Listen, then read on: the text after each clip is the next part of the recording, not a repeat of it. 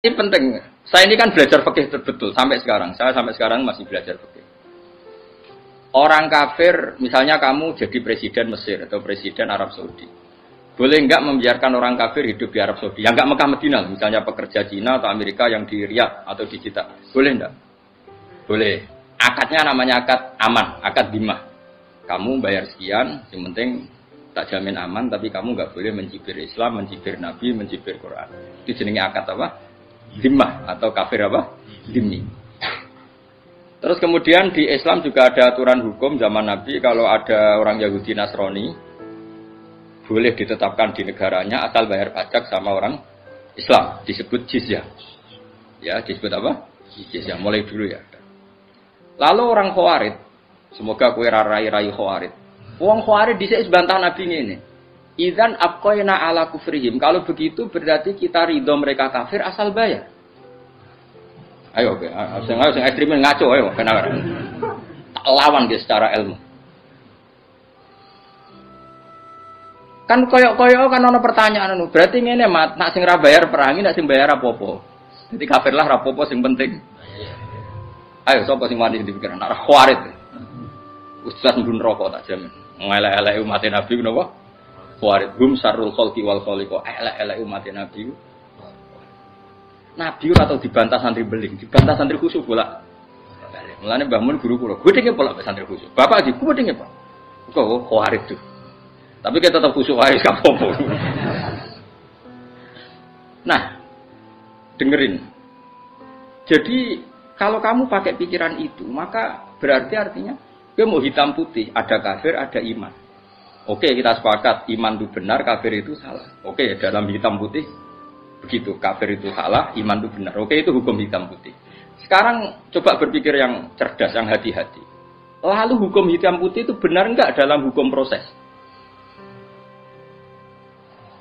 Artinya gini, kowe duwe cah cilik, misalnya kula dia cah cilik anak kula misalnya umur 6 tahun, tak takoki.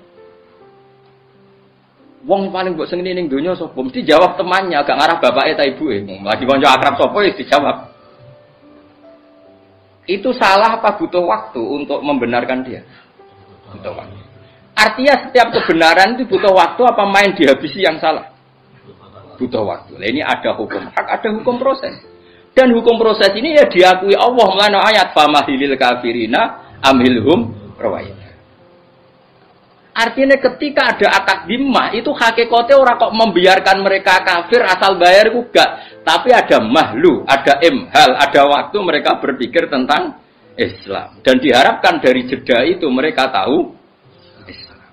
Berarti hakikatnya itu orang kok asal wani bayar tapi kesempatan imhal, kesempatan jeda. Mulane ayat famah idil kafirina amhilhum rawaid. Tapi saya ini masalah uang serah mau Quran, kan rai-rai Khawarij itu. Gak mau Quran, peminter semangat. Apa? Jadi kesalahan, oke, wong zina itu salah, wong maling itu salah.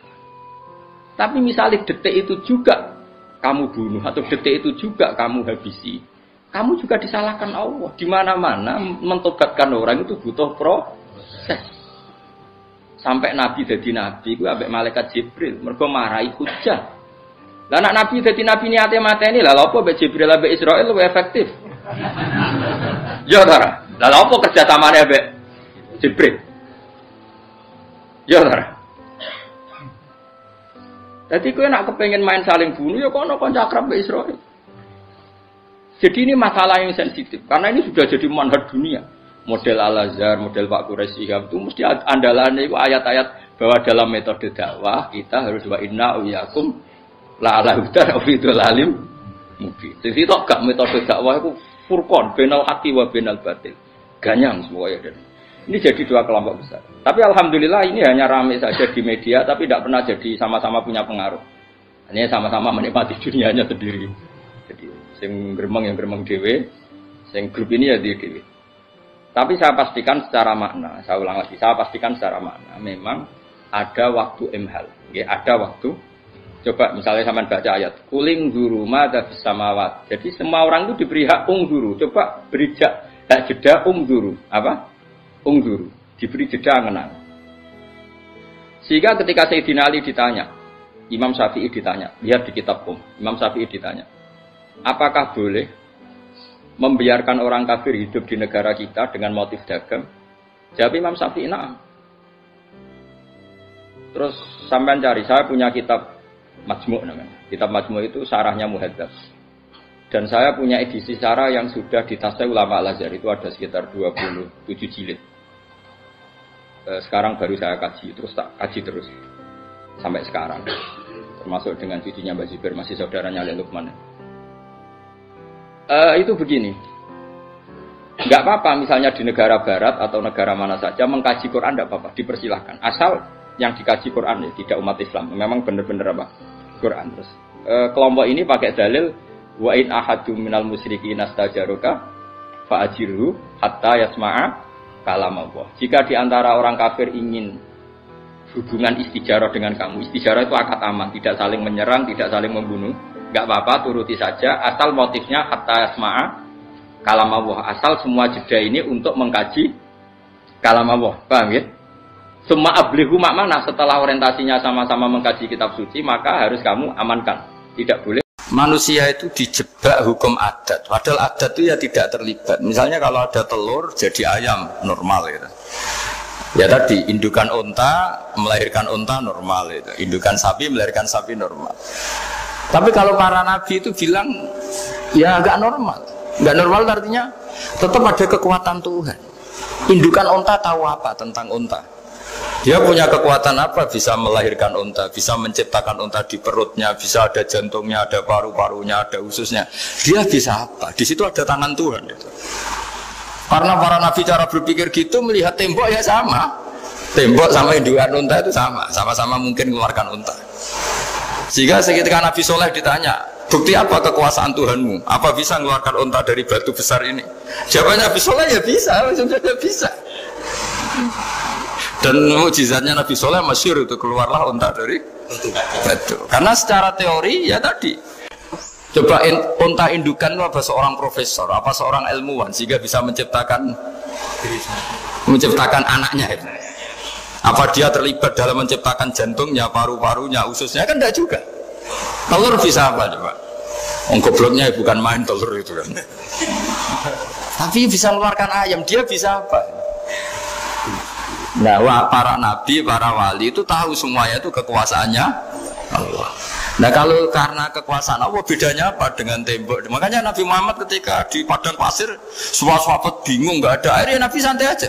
Ini gimana Nabi nggak ada air, nanti orang mati kehausan. Nabi ya santai aja. Kamu ingin air katanya? Iya. Nabi nunjuk apa itu ya sudah, terus ada air. Ada yang keluar dari jemarinya, ada karena Nabi itu nggak tahu bedanya antara ini mungkin dan tidak mungkin, tuh nggak tahunya itu ya semuanya itu Allah.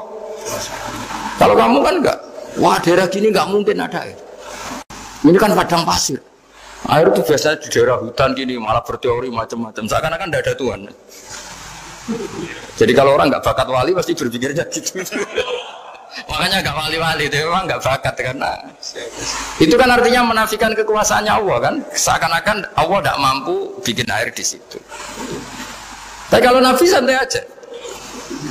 Makanya Nabi Ibrahim ketika mau dibakar ya santai aja. Menurut beliau api bisa apa? Jadi itu meskipun hukum adat dia selalu berjalan. Normalnya api yang membakar di padang pasir, normalnya ya nggak ada air. Normalnya batu ya nggak mengeluarkan unta. Tapi kamu jangan terjebak oleh keseharian yang Anda lihat. Tetap di balik itu ada kekuasaannya Allah Subhanahu wa Ta'ala. Nah, ini yang namanya iman. Dengan iman seperti itu nanti ketika kita mati itu ya santai saja. Ketika kita hidup ya tidak tahu. Oksigen itu apa masuk ke tubuh kita sistemnya kayak apa, jantung kita ada ikut bikin, paru-paru kita. Artinya zaman kita hidup pun sebenarnya kita tidak bisa ngelola kehidupan itu, tidak bisa. Nah kalau sama nggak bisa nanti setelah mati juga tidak bisa. Ya sudah, ketika kita hidup yang ngelola juga Allah, ketika mati juga yang ngelola. Bedanya apa?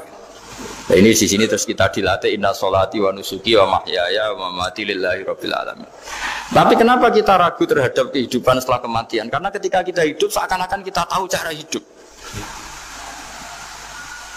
Makanya Allah itu tersinggung betul ketika ada orang merasa bisa ngelola cara hidupnya. Makanya kata Allah kalau gojlok orang-orang yang kepedean itu. Kalau kamu top, mbok jangan mati. Itu falaula in kuntum ghairu madinin tarji'unaha in kuntum shadiqin. Kalau kamu merasa top itu jangan mati. Di mana-mana mati itu tidak top.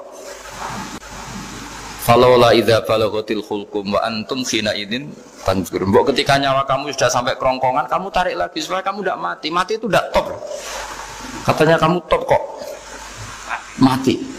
Jangan mati. Kalau top itu jangan mati, jangan miskin, jangan tua, jangan jadi jelek. Pokoknya top terus itu.